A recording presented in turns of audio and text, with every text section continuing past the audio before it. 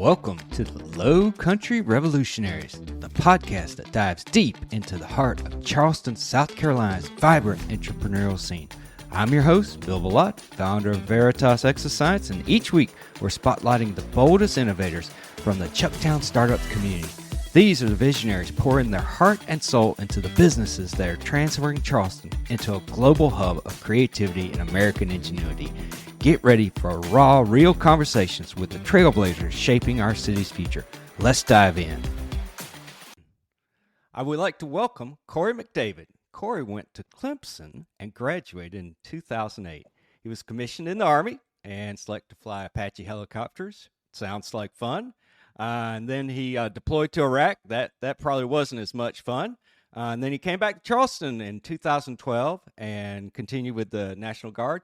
But he got involved with the oil and gas industry, started piloting remotely operated vehicles, which sounds very interesting, in the Gulf of Mexico. And then after a few years, he started working for Kinder Morgan in the petroleum industry, and he ran the Charleston terminal down here. And then sounds like he went back to school for a little while and got his MBA. Congratulations, from the University of Oklahoma. And he got the idea, like a lot of folks in this area, to be an entrepreneur and start his own business called Juice Fuel. So welcome, Korey. I'd love to hear your story. Yeah, thanks for having me. I mean, you pretty much nailed it. What else do I need to say? Oh, no, I'm sure there's more to it than this. It sounds like this has been a kind of an epic journey to, go from the Army into the petroleum industry, into, I mean, I'm sure you saw lots of petroleum when you were over in Iraq. I mean, what made you jump from the Army into petroleum? How did you make that step? Because I can tell you, I know a lot of folks in the military. It's a big transition from military into civilian life. How did that go for you? Yeah, my career's definitely been. It all makes sense to me in my head, but when I hear you reading it, like, it makes no sense. Like, I'm just jumping all around the place. But so one of our follow-on missions while we were deployed, we were in Kuwait at the time, was escorting oil tankers through the Straits of Hormuz. And it just gave me my first glimpse of just the scale of the energy industry and how important it was to national security and everything. And so as I was thinking about what do I want my career to look like outside of the Army, that seemed like a natural fit for me, as working with similar minded folks from the military, out on remote locations, do whatever you got to do to get the job done, hardworking people. Those are the type of environments that I like to work in. And that's what drove me to that space. ROVs in particular just kind of fell in my lap. I'd put out the word that I was looking for work, and I got contacted by this Italian company that they said, "Hey, you want to fly ROVs?" And I said, "What's an ROV?" And I was like, "By the way, what's your company's name?" Like, they were Saipan. I didn't even know, couldn't pronounce it correctly. But 2 weeks after they flew me to Houston, gave me the whole red carpet treatment. 2 weeks later, I'm on a BP oil rig out in the middle of the Gulf of Mexico. So wow, that's amazing. Yeah, it was pretty interesting, and I did that for about 4 years. It was tough on, me and my wife. We were newly married, expecting our first kid, and that whole work balance is, 4 weeks on, 4 weeks off. If your opposite shows up, if he doesn't show up, then it's 8 weeks on. Right. Yeah, it's not like you can just go to the airport and just fly off the oil rig anytime you want to. You're kind of there once you're there, Yeah, that's right. And along with that, like, oil crashed in 2016. Oil went from $130 a barrel to $30 a barrel. And so that whole industry pretty much just went on pause for a little while. Right. So that was when, I transitioned into the role with Kinder Morgan. Oh, cool. So I assume when you say ROVs, you're talking about like unmanned underwater vehicles. UUVs is another term for it. I assume that's what you're talking about, not the like drones, the flying, or are you talking about the flying drones? No, these are remote operated vehicles. So I'm piloting them from the oil rig, but we're basically the eyes and hands of the oil company on the bottom of the ocean. We're Cool. building subsea manifolds and oil fields and all the electrics and hydraulics that got to go into measuring these things and producing these wells. We were installed by us. Right. Right. Yeah. I mean, I think, people don't understand all the ins and outs of how do you get oil from the ground, back to mainland and then, processed and then basically to your car, vehicle and all that. And it sounds like your company Juice Fuel kind of does that, what's called like the last mile kind of service. It's like, hey, Yes. how do I get these products, these petroleum products to the customer in the easiest possible way? And that's kind of, when I was looking at your site, I was like, oh, wow, that's kind of cool. I haven't seen anybody kind of do this before. Is this kind of a new industry that you're in? Is it a franchise? How does it work? Yeah, so it is growing rapidly in popularity, this last mile delivery for fuel. I certainly didn't invent it. We're not the first. I like to say we're the best, though. But, I've seen everything from, the production side of oil to pipelines to refineries to, downstream. And now we're in the retail space with gasoline. It always amazed me, like, just going back to your first point of like how cheaply we actually get the gas delivered to you once it has to go through all that stuff. It's pretty incredible, which unfortunately for me, I'm trying to make money, selling Sure. the cents, but I really love it. Me and my wife started this company almost 3 years ago now. We've had exponential growth here in Charleston. We've put together an awesome franchising system that we're now replicating across the country, and so we're really the first direct to consumer fuel delivery franchise, and so we've got an amazing group of followers, and our mission is simple. Give a simpler and safer alternative to traditional gas stations, and so. What we've done here in Charleston is, just give people a safer and better way to refuel their vehicles. And so we're trying to replicate that in communities across the country. Right. That's really cool. So do you guys give I would say competitive prices to going to the regular gas station? Is it cheaper? Is it how does the pricing work? So okay, so I need gas somewhere.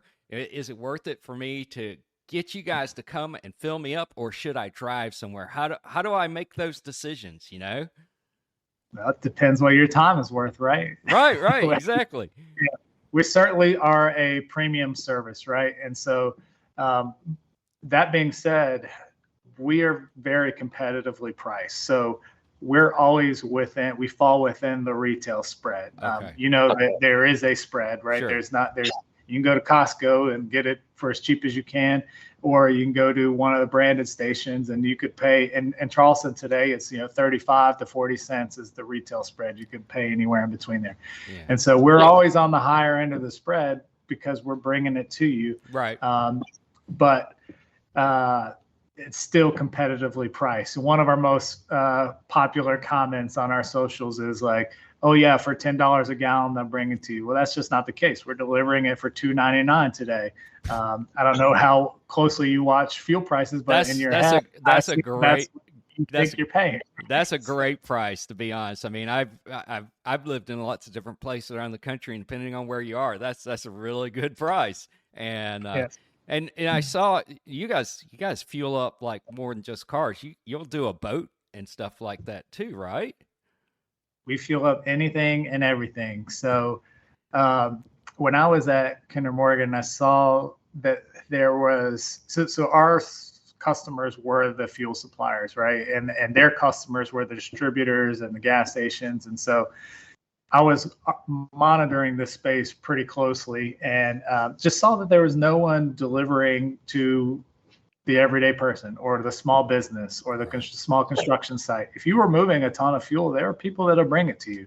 A fuel delivery has been around as long as fuel has. That's how they get it to you, right? Right. But no one is doing it in the way we're doing it, and mainly because it's too much work and there's not enough profit in it. But so we've found this business model where we are charging a little bit of a premium, but we're doing it efficiently enough that we can still make money and giving people another option. We're not here to replace fuel cards or to tell you to get rid of your tank on site and we're just complementary to those things, Right. because you're going to use the fuel regardless. And so yeah, it turns out there's a ton of demand for this. We are just barely scratching the surface and what's available for us customer wise here in Charleston. But my trucks are just busy all the time. But yeah, we do boats, we do fleets, we do individuals on a subscription basis. We do one-off, generator refills for hotels downtown. We'll do or fire systems, out at the port, things like that. We'll do anything and everything. So you guys do diesel and regular gasoline and different grades of gasoline and everything, I imagine also, right? Yeah, that's right. We carry regular 89 ethanol free for the marine guys, and then 93 premium and diesel. Nice. That's really exciting. So, it's funny. It's like we started talking about, national security around moving petroleum, and really, energy security is national security. And I totally get that. I worked in Washington D.C. area and kind of that space for many years, and yeah, it's a whole new day and age. And with the opening of new oil fields and just the push for more exploration right now, how is that kind of affecting your business and the industry as a whole? It's not affecting our business. We're still very much a small player, and also the nature of our business is we're basically buying and selling same day. So whether prices spike or whether they stay low, it doesn't matter. Our price is based on what we're sourcing it for, and so we don't really have any exposure to commodity risk, which de-risk our business some. So overall, I think that we're at an inflection point with like EVs, for instance. I think people are realizing it's not one or the other, electric or combustion engine. There's room for both, right? Both are continuing to grow. And, we just want to be able to give people that same experience of refueling at home without having to go get a new vehicle. Yeah, that's really, really cool. Yeah, and I think you're right about the whole EV thing. It's like I know there's a member of the Chucktown startups that has they have an electric boat company, and most boats around here obviously are either diesel or gas, and I imagine you do a lot of business with the boat crowd where I would much rather have you come fill my boat where it is versus hook it on a trailer and haul it down to the gas station and heaven forbid hit it on something on the way there just trying to fill it up. That's it's like that's a real huge pain. So yeah, that's really cool. Is that do you have like when you're kind of looking at your customers, do you have like a larger sector of certain types of customers, or is it just changing all the time? Our business is really driven by the commercial fleet space. That's the most repeatable, recurring piece of business. But again, we don't neglect our individual subscribers either. We love them just the same. If we're coming to fill your car up in your driveway, you're going to be treated with the same customer service as a fleet with 25 vehicles. That's nice. And that's what I think what really separates us. As me and Caroline are part of Charleston, and we got married here, we met here, and our kids go to school here, and so we we care about our customers as if, they're part of our family as well. And so I think the only way to replicate that type of experience as we scale this business is through franchising and giving people that same ownership in their communities, right? And teaching them how to do it and passing on that customer service to be able to offer that in their own community. Yeah, that's awesome. I was just going to ask you, like, so why Charleston? But you kind of went through it. That's really cool. So, Charleston is, your family's here. It is family for you. So I assume like this is going to be like your long-term home unless something changes, right? Yeah, that's the plan. However, we are excited that we're opening up in Dallas and really? Omaha, Nebraska are our first 2 franchisees. We've got several more coming that I don't want to announce yet, but we will on our socials. So I encourage everyone to follow us there. It's another thing that I would recommend, like for any entrepreneur out there, is just put your entire story on social media. Some people it's difficult for, but you get better with it over time. And you can go back in our Instagram and literally see the first truck, our first piece of equipment we bought, the struggles, the growth, new employees, the whole thing is there. And now we've got 35,000+ people watching us grow and eager for us to announce where are we going to be expanding to next. Wow. Yeah, that's a great idea. I mean, and that's great advice for entrepreneurs out there. It's like, tell your story, and I've heard it said in different ways by other people, but that's a great thing. Is just, put it all out there, put it out there, like your struggles, your successes, your the things that didn't go so well, because there's always a lot of that, right? I'm sure things were hard in the beginning for you too, right? Oh yeah. Countless stories of, we probably could have given up at any given point, but that's part of your role as the founder entrepreneur, right? Is to make your company last as long as possible. yeah, exactly. To survive and persevere, for sure. And, I think, it's been my experience so far is that, Charleston's a great area to kind of have that struggle. And there's a lot of folks around here that are super supportive. I hope you have a great community that you're working with. You're definitely part of Chucktown Startups, which is great. But I'm sure you've got lots of others that are, supporting you and making things happen, because, you can't do it alone. That's what I've always heard. What's your thought? No, for sure. You just can't do it, especially as we're trying to grow and be in other cities. Like, it's hard enough just running one business. And, so me and Caroline have been, super stretched trying to figure out how to grow this business. But that's one of the important things we show new franchisees is, like, it's not just us, right? Yes, we're the owners, but we have a whole vendor network that supports our business and is here to support your business as well. And so we're able to connect them with good people, some from Charleston, some from other places in the country. But you certainly can't do it on your own, and you got to find the good people to help you. That's the same awesome vision. That's awesome. Yeah. Thank you so much, Korey. It's been a great pleasure talking to you today. I'd love to have you on again. Love to hear some more exciting things that's going on with Juice Fuels. And it sounds like you're just going to keep on growing and getting bigger and bigger. So I wish you very, very good times and wish you well. And thank you for coming on today. Yes, sir. I appreciate it. That's a wrap for this episode of the Low Country Revolutionaries. Thanks for joining us as we celebrate the fearless entrepreneurs making wave in Charleston's Chucktown Startups community. I'm Bill Bellot, and it's been an honor to share these inspiring stories with you. If you enjoyed this episode, subscribe, leave a review, and share it with someone who needs a spark of low country innovation. Until next time, keep pushing the boundaries of what's possible.